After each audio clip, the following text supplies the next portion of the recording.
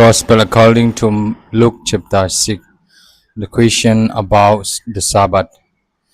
One Sabbath, while Jesus was going through the grain fields, his disciples plucked some heads of grain, rubbed them in their hands, and ate them.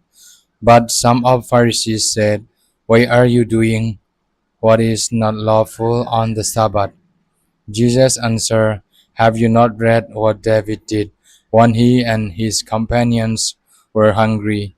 He entered the house of God and took and ate the bread of the presence, which it is not lawful for any but the priest to eat, and gave some to his companions.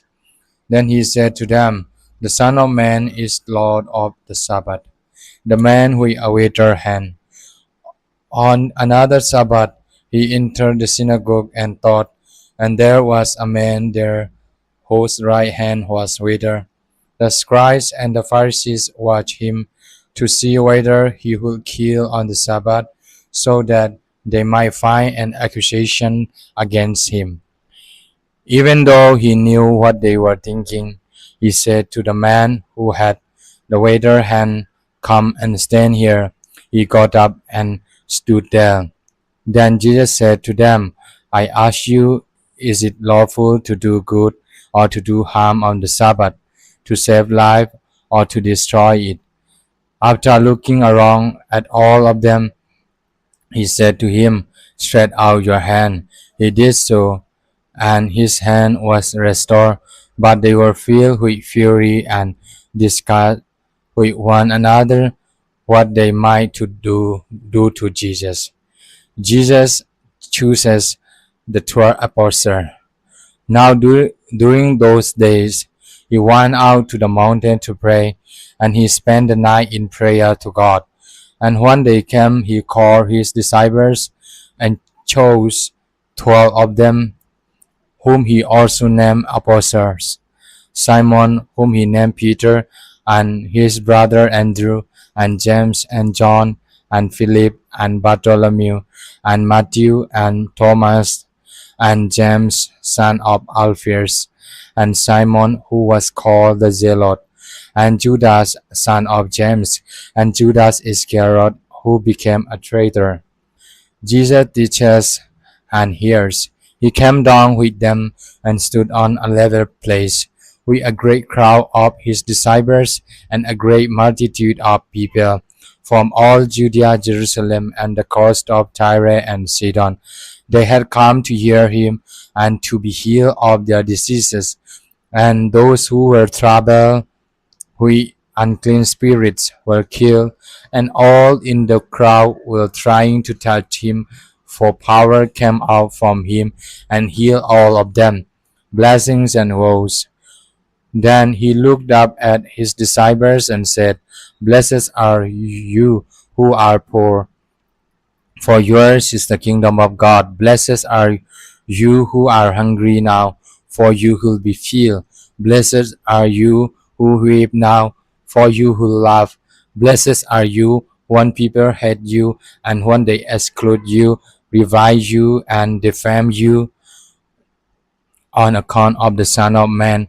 Rejoice in that day and live for joy, for surely your reward is great in heaven, for it is what their ancestors did to the prophets. But woe to you who are rich, for you have received your consolation.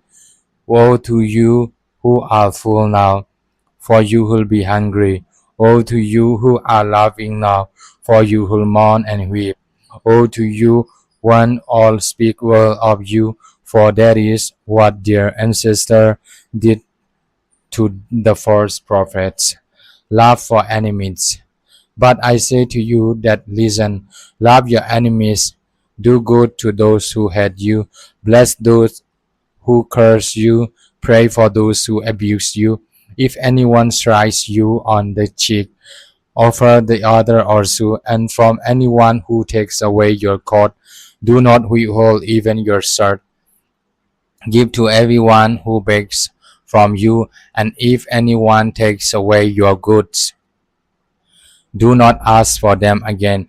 Do to others as you will have them to do you. do to you? If you love those who love you, what credit is that to you? For even sinners love those who love them. If you do good to those who do good to you, what credit is that to you? For even sinners do the same. If you lend to those from whom you hope to receive, what credit is that to you? Even sinners lend to sinners to receive as much again. But love your enemies, do good, and lend, expecting nothing in return. Your reward will be great, and you will be children of the Most High, for he is kind to the ungrateful and the wicked. Be merciful just as your Father is merciful. Judging others, do not judge and you will not be judged. Do not condemn and you will not be condemned. Forgive and you will be forgiven. Give and it will be given to you. A good measure, pressed down, shaken together, running over, will be put into your lap. For the measure you give will be the measure you get back. He also told them a parable. Can a blind person guide a blind person? Will not both fall into a pit? A disciple is not above the teacher, but everyone who is fully qualified will be like the teacher. Why do you see the speck in your neighbor's eye, but do not notice the look in your own eye? Or how can you say to your neighbor, friend, let me take out the speck in your eye, when you yourself do not see the log in your own eye? You hypocrite, first take the log out of your own eye, and then you will see clearly to take the speck out of your neighbor's eye. A tree and its fruit. No good tree bears bad fruit, nor again does a bad tree bear good fruit. For each tree is known by its own fruit.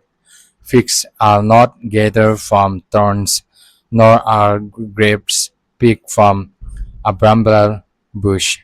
The good person out of the good treasure of the heart produceth good, and the evil person out of evil treasure produces evil, for it is out of the abundance of the heart that the mouth speaks. The two foundation.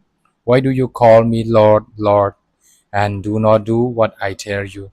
I will show you what someone is like who comes to me, hears my words, and acts on them. That one is like a man building a house who dug deeply and laid the foundation on rock. When a flood arose, the river burst against that house, but could not shake it, because it had been well built. But the one who hears and does not act is like a man who built a house on the ground with a foundation. When the river burst against it, immediately it fell, and great was the ruin of that house.